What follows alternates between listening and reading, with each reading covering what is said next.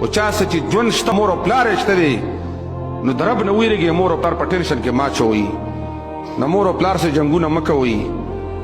د مور او پلار بېعزتي مه کوئ خو دا ډېر کم اصل انسان به چې دی د ښځې د لاسه مور پرېږدي خبرو دلته یو جنازه وه همدغې کونډې یو زوی غټ کړی و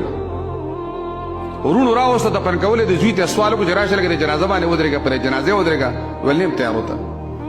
د مور جنازې له والله کراته که د چا زوی په هسپتال کې پروت دا مور ټوله شپه رونی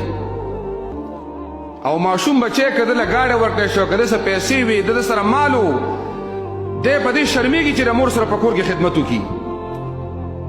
دی که د کوسړپ په شان ګرځي په ټوله دنیا کې په دې شرم نه ورځي په کرکټو باندې په کلبونو باندې په فیسبوکو باندې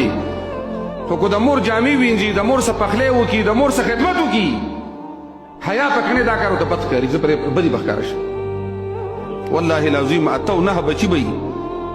او مور ورته مزدور ښکاري ځان